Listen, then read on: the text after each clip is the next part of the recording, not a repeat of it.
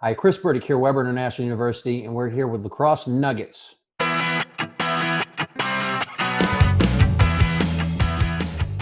Today on Lacrosse Nuggets, we're going to be looking into schematics of building sets. If you are a coach and you're looking for an easy way to teach your players how to use more sets than what you already have in your playbook, this is the video for you. By using the breakdown of each unit, the attack and midfield, we're going to provide an opportunity for players to be able to easily get into multiple sets and also understand and recognize their jobs within those sets.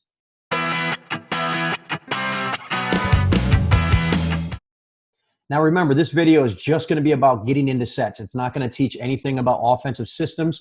Make sure you tune back in for opportunities to learn about offensive systems later in later videos. All right, we're here coming to you from our Just Play app, and we're going to just go through our breakdown of how we like to look at sets at 24 Lacrosse and Weber International University. And this is a way for our players to hopefully become more familiar with multiple sets and make it very easy for them to learn how to get into different sets. Or take our sets and cut them into half. And so we're going to basically look at three-man groups. So you've got an attack unit here and a midfield unit in black, attack units in green. In a closed set, the attackman will have one on the crease. In an open set, that attackman will no longer be on the crease. And then in a stack situation, we'll have two attackmen stacked on the crease. These are the three positions that the attack need to learn. So again, the attack can be in a closed, they can be in an open, or they can be in a stack. We can do the same thing with our midfielders and give our midfielders just those simple three options. So they can be in what we consider to be right now a closed look, and that means that there's a player on the crease. We could have them move into an open look, and that would mean that there's nobody on the crease. And then we can also have them go into a stack look, which would mean that there's two players on the crease. So from these different looks, if we want to take that three-man unit and now make it a six-man unit, let's just look at the attack and the midfielders and let's go through the sets, and we can see how easy it would be now for each unit to identify which set to be in. Let's not forget to keep our three-man unit, all right?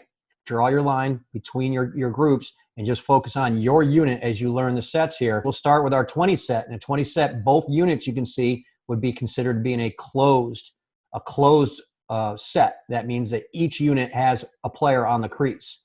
If we want to just open the attack unit and leave the midfield unit closed, that would create our 30 set look. Our 40 set, that would be the attack in what we would call a stack look, and the midfielders would be in what we'd consider to be an open look. Moving on to our 2-3-1 set or our 50 set, now you would have the attack back in a closed look and a midfield now in an open look. And then our 70 set is basically your single open look, got the attack unit open, the midfield unit open, and nobody on the crease. And then if we shift that, that'll create what we consider to be the 80 set. Let's go right back to the 20 set, and let's illustrate what we can do here. So we can work on a three-man play for the attack, and we can work on three-man off-ball rotations for the midfielders, and maybe we could do a switch, have the attack work a two-man game. This attackman can kind of float or mirror off ball, and we can create a whole offense out of that 20 set. But let's say we want to continue to use that, but we want to do it out of a 30 set. Notice that the off-ball switch, let's say A3 is going to dodge, A1 and A2 are going to be in a three-man play. Maybe it's just kind of a spacing triangle rotation, but we can still use the same off-ball play with A3 and M3 and M1. Putting the sets down in three-man groups is you can really drill and train the three-man groups and get guys to recognize that even though they were running in a 20 set with an off-ball switch or a 30 set with an off-ball switch, that the midfield action was exactly identical. We can also go, let's fast forward into our 50 set. Now the attack would be back where they were in their 20. Maybe these two guys are going to run a two-man game, but now the off-ball play will be different for the midfielders. So now if I want to do an off-ball switch, it would probably be an exchange between these two players on the weak side. Try to take any type of fill away from A3. Again, in this set, the three-man game for A2 and an A1 and A3 would be the same. Let's say it's a two-man. We're going to go a little two-man pick play behind. A3 still has the same freedom to float and find and mirror and find open space for these off-ball defenders, and so they don't recognize their fill. Maybe you get an easy goal out of that. Now, some concepts within our set play. Splits. You don't always have to stack when you have 2 players on the crease or you have 2 players someplace in the offense. You can also run a split. So we could say that we're in a 40, but we want to be in a split instead of a 40 stack.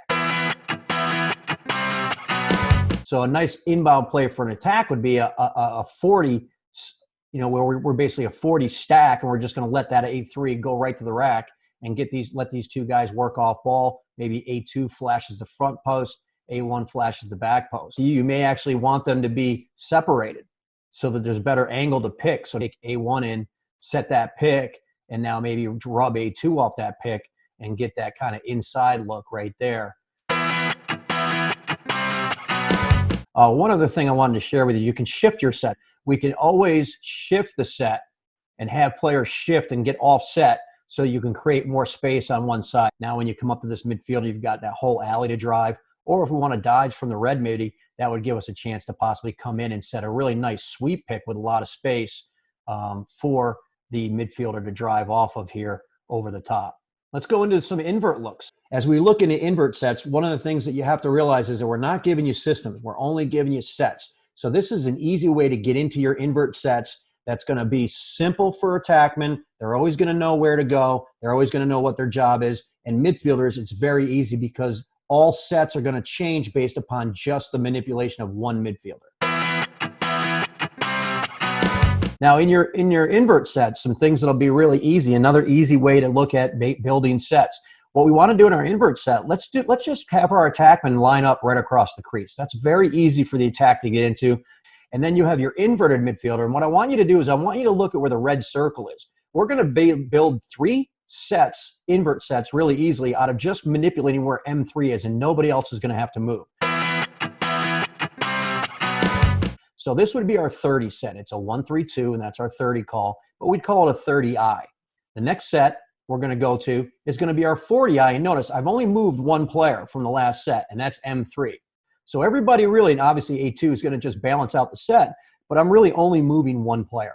For our 50 set now, our 50 invert or 50I, I'm just going to take that player M3 who started up top, and then he went to the crease. Now I'm going to move him behind, and I'm going to have 2 short sticks behind inverted.